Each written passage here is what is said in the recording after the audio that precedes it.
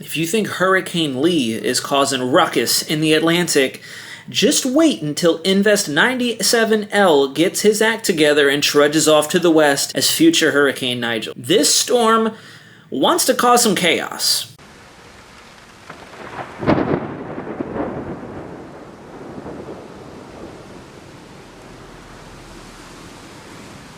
Welcome to Weather Center Nazario, ladies and gentlemen. Today we have a lot, and I mean a lot, to cover in the tropics because there's a whole new situation, and an evolving situation at that, taking place out in the eastern Atlantic. Sure, we still have the likes of good old Hurricane Lee and Tropical Storm Margot, who I do believe will intensify into a hurricane over the next couple of days. There's a new invest area that just suddenly popped up out over the MDR that no one was really tracking or expecting to happen. Join me today as I try to unravel this jigsaw puzzle of a situation for everybody out there watching, because it looks like Invest 97L, future Nigel, getting that out there right now, putting it out there into the air, could really make some waves both literally and metaphorically as he makes his way across the North Atlantic area. Fasten your seatbelts, folks. I do believe you're going to need them today, and let's get started.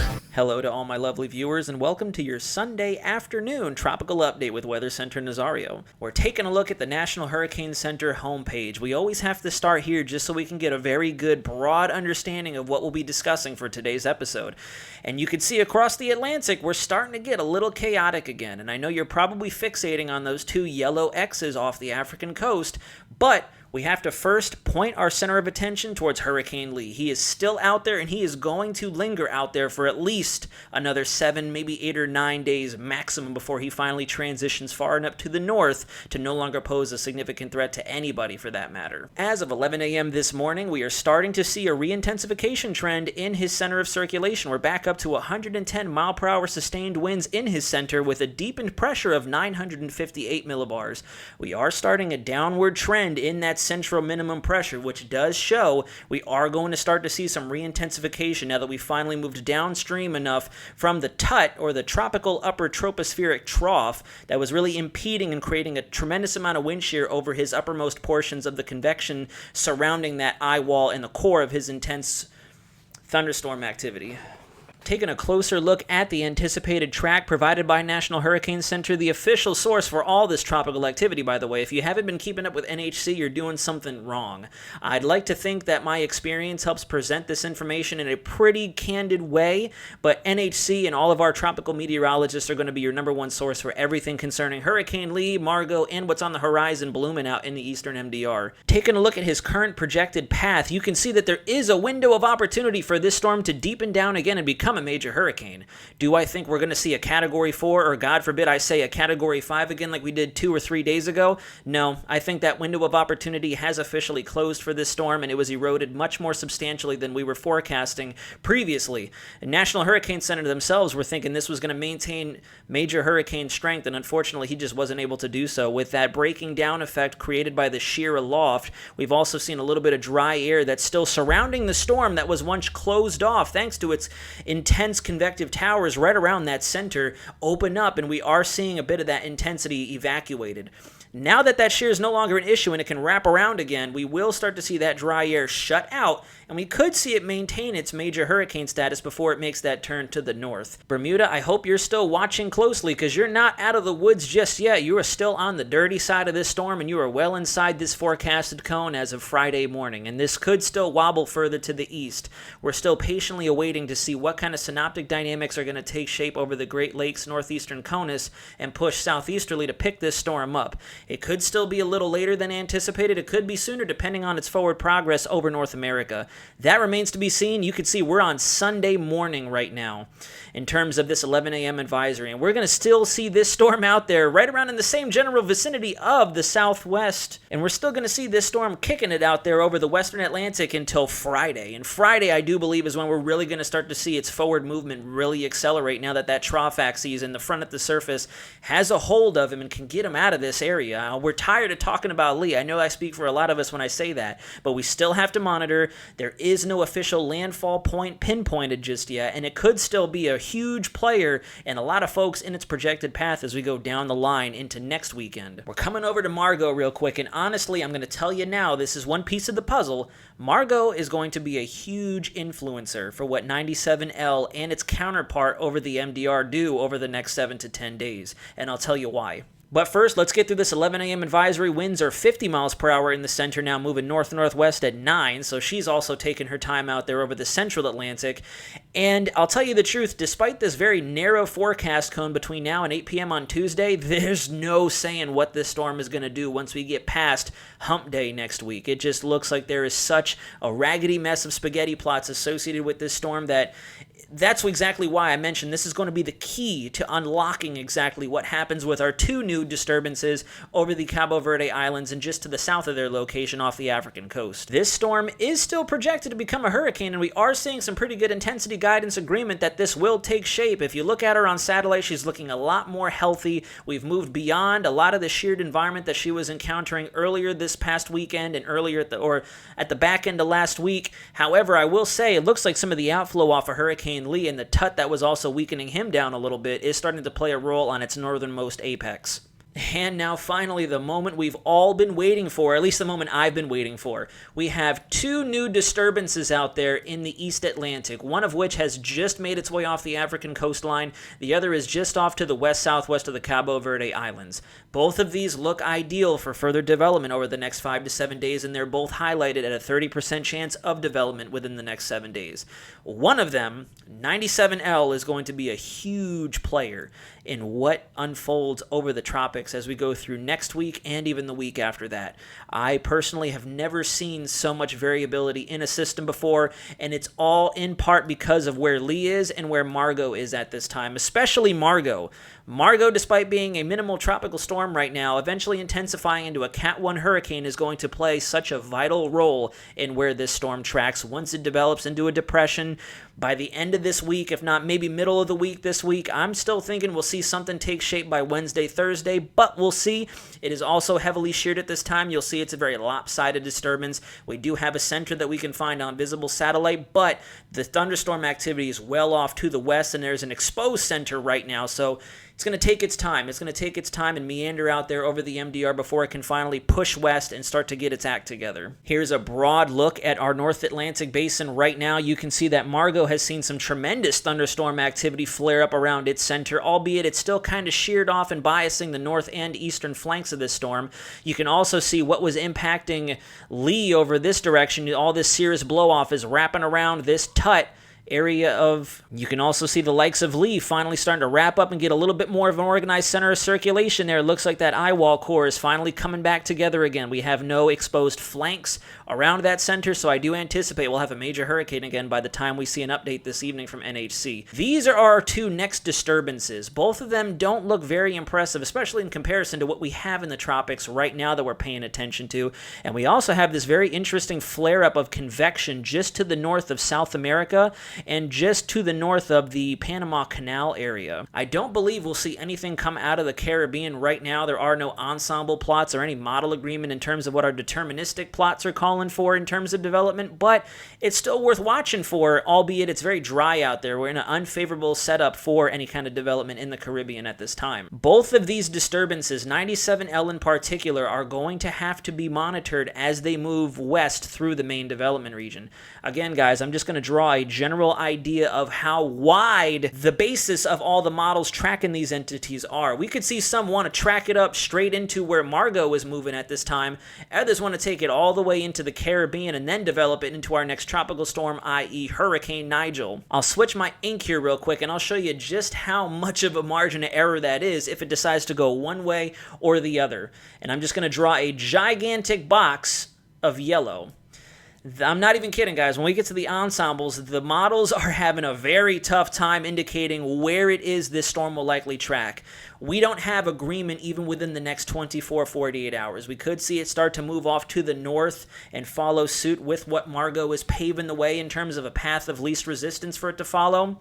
Or we could see more of a reminiscent track of what Hurricane Lee is out there doing. We could see a Caribbean storm. So the Antilles are going to have to watch. We have lots of time to get ahead of this, lots of time to hopefully narrow this path down or this margin of error down. But like I said, this is going to be chaotic. There's going to be a lot of ruckus surrounding this storm, and I really do not want to hear folks trying to to pinpoint where it's going to go just yet, because we literally have almost the entire North Atlantic basin as a projected path right now. We're moving into our 0Z ensembles. I'm going to rapidly go through this. You can see really good agreement for Hurricane Lee taking that northward track, and then it becomes a matter of how far west or east is it going to track as it moves to the north. You can see Margot is all over the place. We have some pretty good discontinuity as she works her way off to the north. And then take a look at what 97L is doing, and look at the spread on even the European ensembles. Believe it or not, you see this one member out here in the Caribbean. Yes, that is still the same storm. The Euro is anticipating we won't see any kind of organization with it until we get past the Antilles into the Eastern Caribbean, and then it'll finally take shape. So once again, as I mentioned on the infrared wide view,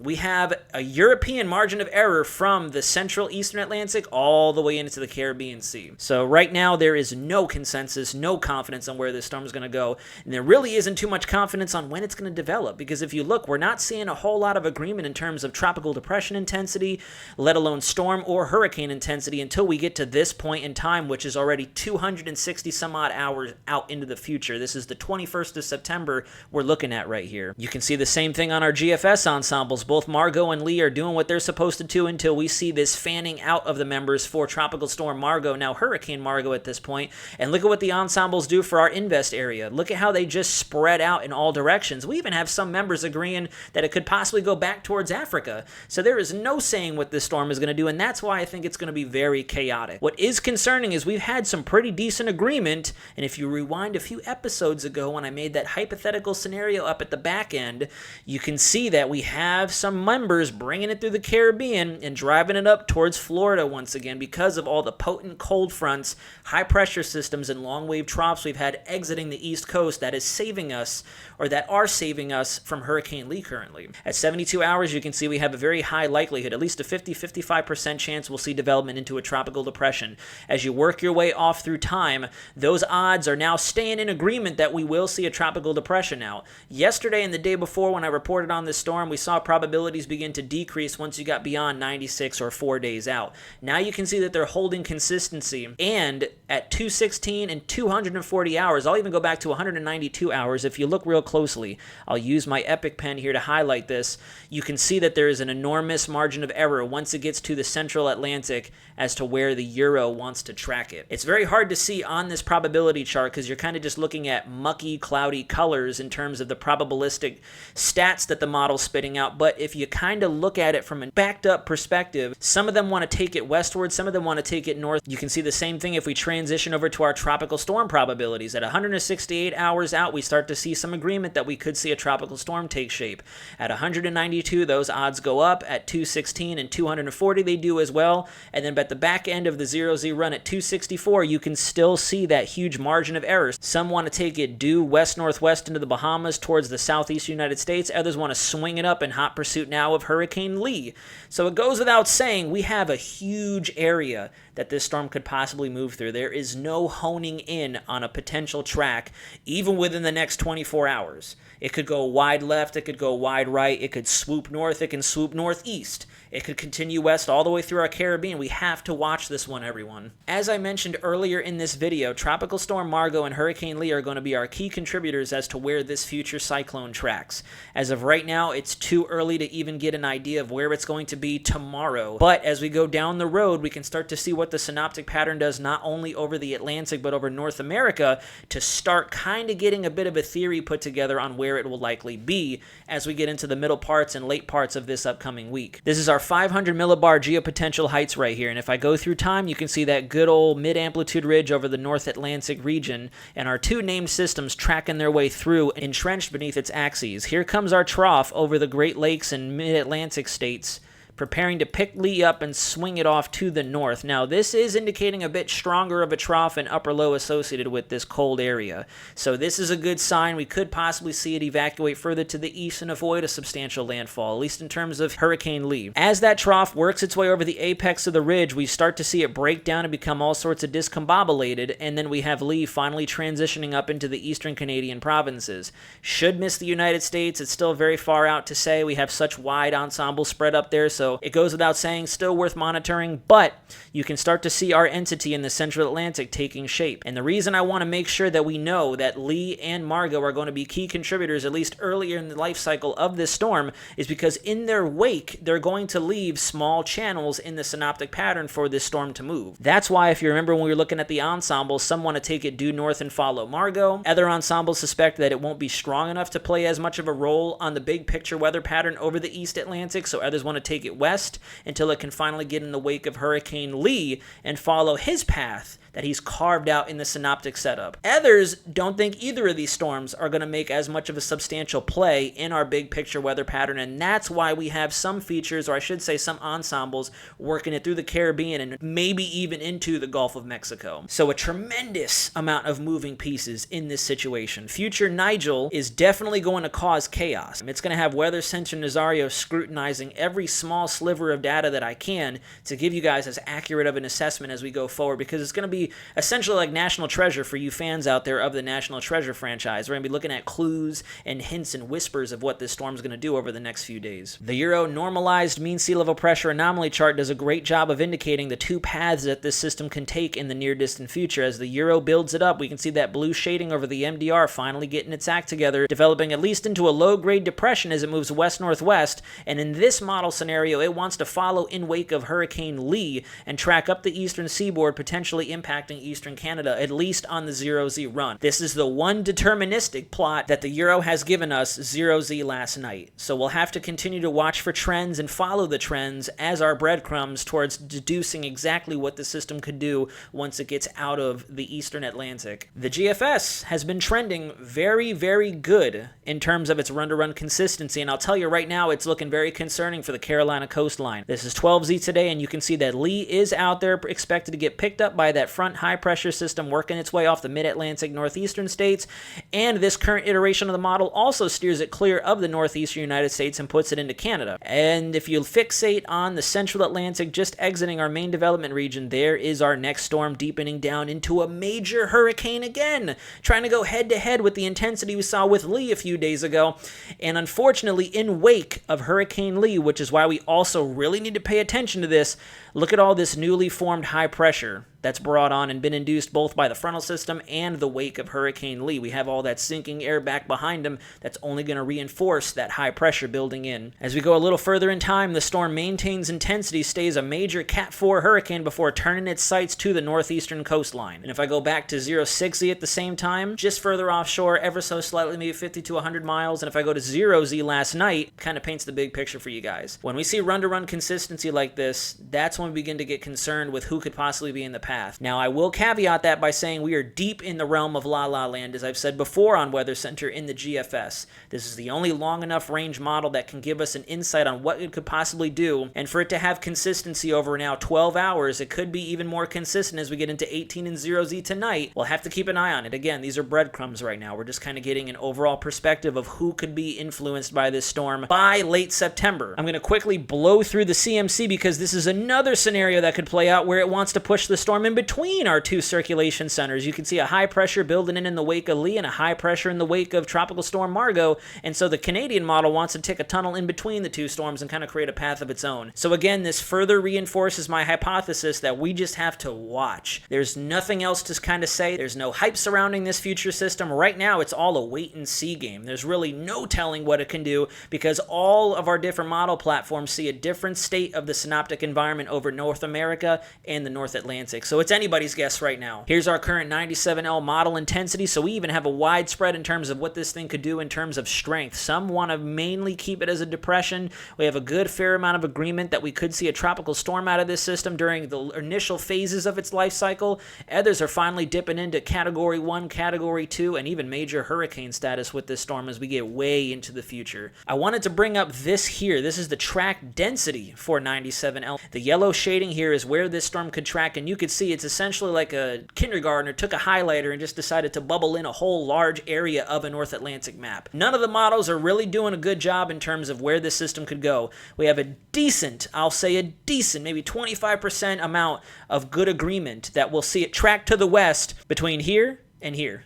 That's about it. Then we could start to see it transition to the north in the wake of Tropical Storm Margot, or we can continue to see it move further west, eventually becoming a weather player for the Lesser and Greater Antilles in the Caribbean. So we have a lot of work to do to kind of catch up to what the models are missing on, and we have to focus on real-time data. Real-time data is going to be the name of the game, at least during the initial phases of development at a 97L. We'll begin to conclude this episode with a good look at the visible satellite of 97L. As you can see, we are seeing a good majority of the thunderstorm activity, or the lack thereof, I should say, off to the western periphery of this storm. If I clear the ink, you can also get a clear indication that there is some spinach with it, albeit an exposed center of circulation, which is not good for the overall health of this system. We do anticipate it'll start to slowly undergo a bit more organization as we get down the road and away from West Africa, and it could get out of this heavily sheared environment. This was the same environment that was weakening Tropical Storm Margot. If you recall, a few days ago, Tropical Storm Margot was kicking and screaming trying to hold on to tropical storm status because of all the shear out there in the environment. So as this system continues to move off in whichever direction it decides to, we'll get away from all that shear and that unfavorable environment and start to see it start slowly organizing later on into the latter parts of this upcoming week. But I hope I haven't left you with too much gray area, or we'll go ahead and get into the outro. Thank you guys so much for watching. So there you have it, everybody. This is officially the conclusion of episode 26 of Weather Center. As you can see, or at least I hope you can see, we have quite the conundrum out in the tropics right now. We've had such intense storms forming up over the central Atlantic and pushing closer to North America.